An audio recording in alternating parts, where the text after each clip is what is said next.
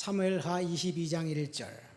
여호와께서 다윗을 모든 원수의 손과 사울의 손에서 구원하신 그날에 다윗이 이 노래의 말씀으로 여호와께 아뢰어 이르되, 여호와는 나의 반석이시요 나의 요새시요 나를 건지시는 자시요 내가 피할 나의 반석이 하나님이시요 나의 방패시요 나의 구원의 뿌리시요 나의 높은 망대시요 그에게 피할 나의 피난처시요 나의 구원자시라. 나를 폭력에서 구원하셨도다. 내가 찬송받으실 여호와께 아뢰리니 내 원수들에게서 구원을 받으리로다. 사망의 물결이 나를 애우고 불의의 창수가 나를 두렵게 하였으며 서울의 줄이 나를 두르고 사망의 올무가 내게 이르렀도다. 내가 환난 중에서 여호와께 아뢰며 나의 하나님께 아뢰었더니 그가 그의 성전에서 내 소리를 들으시며 나의 부르짖음이 그의 귀에 들렸도다. 29절. 여호와여 주는 나의 등불이시니 여호와께서 나의 어둠을 밝히시리이다. 내가 주를 의뢰하고 적진으로 달리며 내 하나님을 의지하고 성벽을 뛰어넘나이다. 아멘. 오늘 우리가 읽은 본문은 다윗의 이제 승전가입니다. 다윗이 이제 인생 말년에 이 승전가를 부르면서 평생에 하나님이 얼마나 자신을 보호해 주셨는지를 고백합니다. 이 다윗의 승전가는 시편 18편에 그대로 나와 있습니다. 시편 18편에 보면 1절이 시편 18편의 제목이고, 그 다음에 2절부터 이제 시편 18편 2절인데 1절에는 나의 힘이 되신 여호와여 내가 주를 사랑하나이다 라고 고백하면서 다윗의 승전가를 부릅니다. 여기 보면 다윗이 고백합니다. 2절 3절. 여호와는 나의 반석, 요새, 피할 바위, 피난처, 이제 방패, 구원의 뿔, 높은 망대, 나의 구원자가 되신다. 다윗이 이렇게 갖가지 이제 단어를 들어가면서 하나님을 표현했고, 이것은 다윗의 신앙 고백이었습니다. 사울의 손에 피해 도망 다닐 때 하나님 앞에 다윗이 고백한 거예요. 얼마나 많은 날들 동안 도망 다녔는지 하나님 앞에 그때마다 당신은 나의 구원 피난처이십니다. 구원의 뿔이십니다. 망대이십니다. 이렇게 고백합니다. 다윗이 몇 년 동안 사울을 피해 도망 다녔나요? 이 골리앗을 몇 살 때 죽였는지를 알면 됩니다. 다윗이 골리앗을 죽였을 때 그의 나이는 18살이 되지 않았습니다. 왜냐하면 그 엘라 골짜기 전투에 병사로 징집됐던 다윗의 형들 3명이 있었고, 나이가 아직 징집될 나이가 되지 않았기 때문에 가지 못했던 형들이 앞으로도 5명이 더 있습니다. 4명이 더 있습니다. 다윗까지 8남매 막내였으니까 아마 다윗은 가장 보수적으로 잡으면 18살, 그렇지 않으면 12살, 13살 이 정도예요. 15살이라고 잡으면 다윗이 30의 왕이 되었으니까 15년간을 피해 도망 다녔습니다. 이 15년간 다윗이 이제 사울 왕을 피해 도망 다닐 동안 얼마나 참혹했고 얼마나 고통스러웠는지 그는 암흑 속을 걸어가고 있었습니다. 오늘 우리가 읽은 본문은 다윗의 고백입니다. 우리는 다윗의 인생을 다 알기 때문에 그가 결국은 승리할 것이다, 이길 것이다 알고 있지만, 사실은 오늘 우리가 읽은 본문 1절부터 7절까지 보면 이 하나님의 보호하심을 결코 눈치챌 수 없을 그런 상황입니다.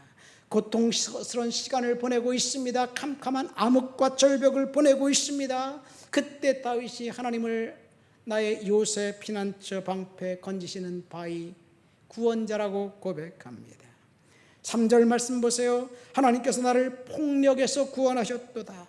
4절. 내가 찬송받으실 여호와께 아뢰리니 내 원수들에게서 나를 구원하셨도다. 다윗이 철저히 암흑 속을 걷고 있을 때 다윗의 오늘 우리가 읽은 본문 말씀은 믿음의 고백이고 희망사항입니다. 캄캄한 암흑 속을 걷고 있을 때 다윗은 첫째, 그가 믿음의 고백을 하고 있지만 그 고백대로 하나님이 언제 그를 건져 주실지 다윗은 몰랐습니다. 캄캄한 절벽을 암흑 속을 걷고 있었습니다. 둘째, 다윗이 믿음의 고백을 했음에도 불구하고 날마다 점점 더 좋아진 것이 아니라 점점 더 나빠졌습니다. 사울의 칼날을 피할 수 있는 방법은 안 보였습니다.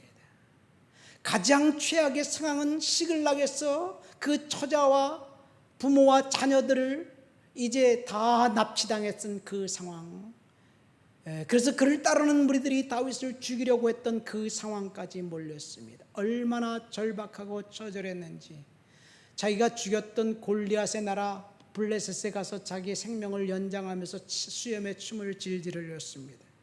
다윗은 점점 나빠졌습니다. 우리는 그렇게 생각합니다. 기도하면 조금씩 좋아져야지 된다고 생각하는데, 아무리 기도해도 환경이 바뀔 기미가 보이지 않고 점점 나빠질 때 낙심하고 절망합니다. 더 고통스러운 것은 출구가 보이지 않았다는 이야기예요. 돌파할 수 있는 그 어떤 아이디어도 다윗에게는 없었습니다. 출구는 봉쇄되었고, 그리고 캄캄한 암흑 속에 있을 때 다윗이 어떻게 견뎠느냐, 오늘 본문에 보면 두 가지입니다. 첫 번째는 찬송이고 두 번째는 부르짖는 기도였습니다. 4절 말씀 볼까요? 내가 찬송 받으실 여호와께 아뢰리니 내 원수들에게서 구원을 받으리로다. 다윗은 지금 철저하게 암흑 속을 걷고 있습니다. 출구가 보이지 않습니다. 날마다 점점 더 나빠지고 있습니다. 그런 상황 속에서 다윗은 하나님을 찬송했습니다. 여러분, 언제 우리 입술에서 콧노래가 노랫소리가 나오나요? 모든 일이 잘 되고 기쁜 일이 있으면 흥얼흥얼 노래가 나오는 거예요. 그런데 비전이 보이지 않아요? 절망 가운데 있을 때 노래가 나올까요? 낙심과 절망과 근심뿐인데 우리는 찬송을 할 수가 없어요. 아마 다윗이 그랬을 거예요. 점점 나빠졌을 때 그는 찬송이 그 입에서 나오진 않았지만 의도적으로 하나님을 찬송하기로 결단했습니다. 그래서 다윗이 쓴 시편의 그 중에 150편 중에 73편이 다윗의 것으로 추정되고 있어요.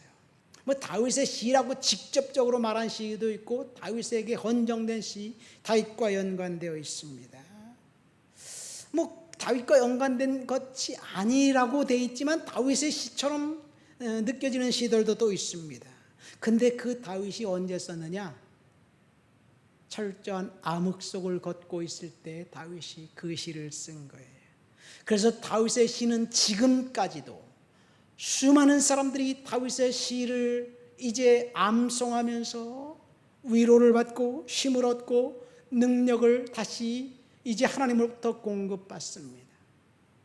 우리가 경험하는 낙심되는 일, 절망적인 일, 고통스러운 일, 우리만 겪은 것이 아니라 다윗도 겪었다는 사실에 안도의 한숨을 쉬게 만듭니다.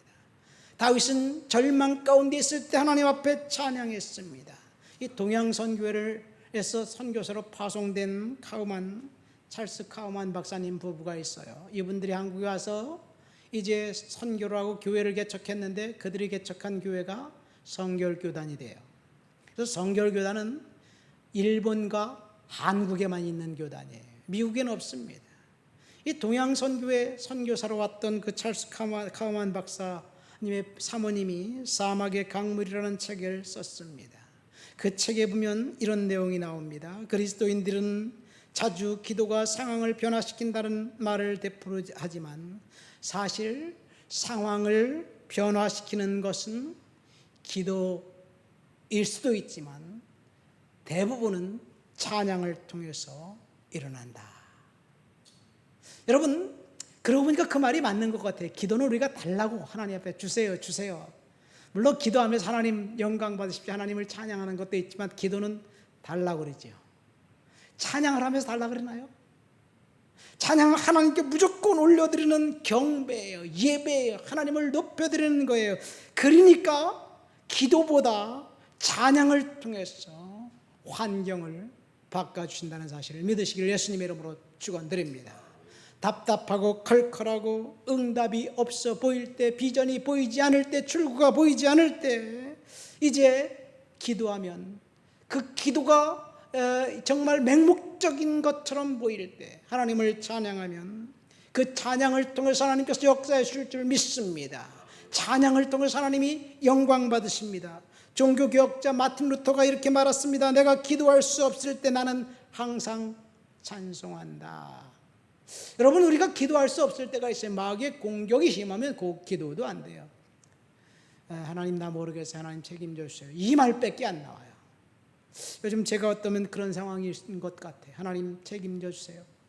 여러분들 중에서도 그런 분들도 있어요. 지금 하나님 앞에 나와서 기도하는데 하나님 책임져 주세요. 하나님 함께 해주세요. 그렇게 그 외마디 말밖에 할 것이 없어요. 그것을 얼마나 더 외쳐야 되겠습니까? 그 시간 하나님 앞에 찬양하면, 찬송하다 하나님 앞에 질병에서 고침받고, 찬송하다 은사받고, 찬송하다 하나님의 능력이 임하게 될 줄 믿습니다. 절망과 낙심이 저와 여러분들을 공격할 때 우리가 하나님 앞에 찬송한다면 그 찬송이 우리의 영혼에 사심을 주실 것입니다. 두 번째, 다윗은 암흑 속을 걸어가고 있을 때 하나님 앞에 찬송했을 뿐만 아니라 하나님 앞에 기도하고 고백하고 부르짖었습니다. 7절 말씀 보세요. 환난 중에서 여호와께 아뢰며 나의 하나님께 아뢰었더니, 이것은 아랬다는 말, 이것은 cry out입니다. 영어로 부르짖는 거예요. 울부짖는 거예요. 하나님 앞에 울부짖고 기도했더니 7절에 보니까 그가 그의 성전에서 나의 소리를 들으셨으며 나의 부르짖음이 그의 귀에 들렸도다. 하나님이 성전에서 우리의 부르짖음을 들으셨다는 이야기입니다. 다윗은 캄캄한 암흑 속에서 하나님을 신뢰하는 두 번째 비결은 부르짖는 기도였습니다.